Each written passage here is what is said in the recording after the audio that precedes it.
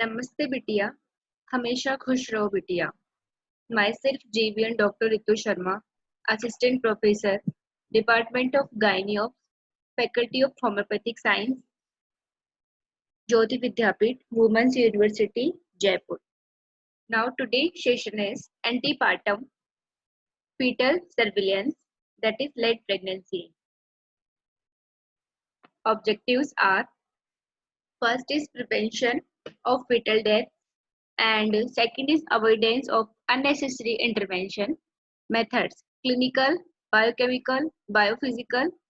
Now clinical. The clinical assessment of fetal growth can be evaluated by the parameters mentioned earlier in chapter in the antenatal care.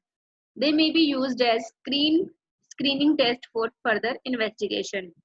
Biochemical Biochemical tests are mainly done for assessment of pulmonary maturity. Biophysical principle. Biophysical profile is a screening test for uteroplacental insufficiency.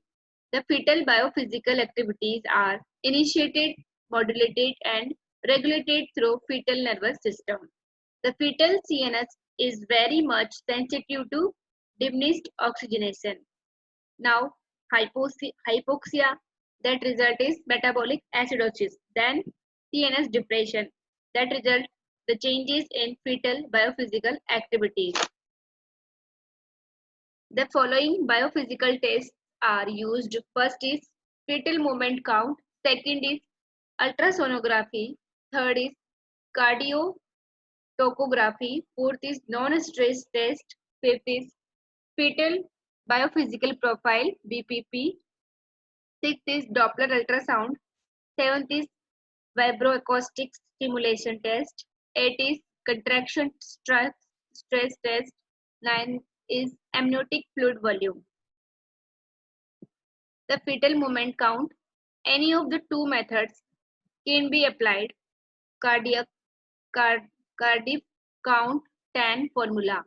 The patient counts fetal movement starting at 9 a.m. The counting comes to an end as soon as 10 movements are perceived. She is instructed to report the physician if the less than 10 movements occur during 12 hours on 2 successive days, or second is no movement is perceived even after 12 hours in a single day.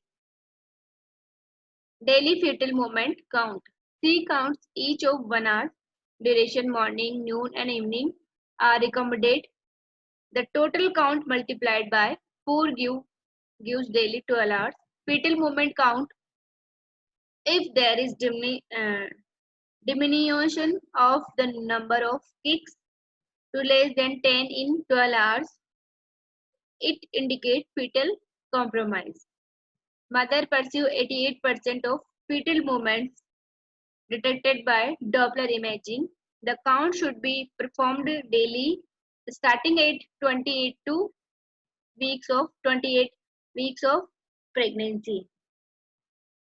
Loss of fetal movements in commonly followed by disappearance of FHR within next 24 hours. In either of the earlier methods, if the result is ominous, the candidate is subjected to NST. Maternal hypoglycemia is associated with increased fetal movements. Maternal perception of fetal movements may be reduced with fetal sleep, that is quiet, fetal anomalies, CNS, anterior placenta, hydramnios, obesity, drug necrotics, chronic smoking and hypoxia. Non-stress test. The non-stress test, a continuous electronic monitoring of the fetal heart rate along with recording of fetal movement, cardiotocography is undertaken. There is observed association of FHR acceleration with fetal movements, which when present indicate a healthy fetus. It can reliably be used as a screening test. The acceleration of the fetus heart rate associated with fetal movement are, for example, reflex mediated. It should be emphasized that the test is valuable to identify the fetal wellness rather than illness. Fetal cardiotocography. In normal taking after 32 weeks without show baseline heart rate, that is of 110 to 160 beat per minute, with an amplitude of baseline variability 5 to 25 bpm. Uh, there should be no declaration, or there may be earlier declaration of very short duration. Importantly, there should be two or more acceleration during a 20-minute period.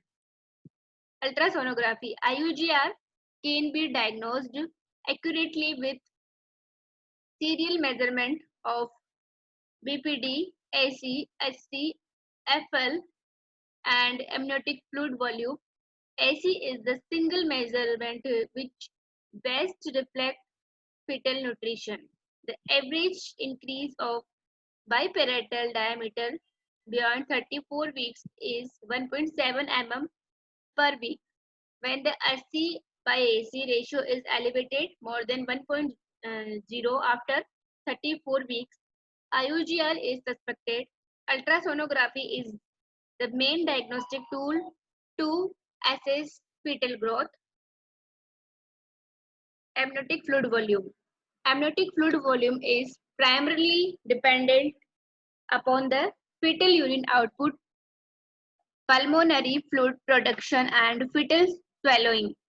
Decreasing amniotic fluid volume may be result of fetal hypoxia, placental insufficiency. A vertical pocket of amniotic fluid more than 2 cm is considered normal.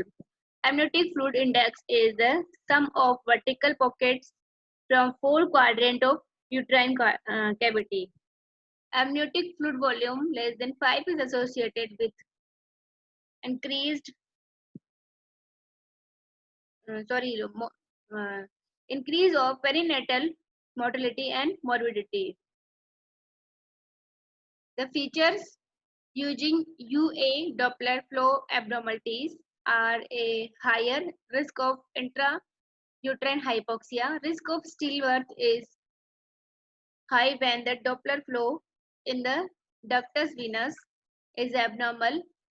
Use of ultrasonography for fetal biometry and Doppler study for umbilical artery flow velocimetry has reduced perinatal mortality and unnecessary early intervention significantly, and contraction stress test is best to observe the response of the fetus at risk for uteroplacental insufficiency in relation to uterine contraction.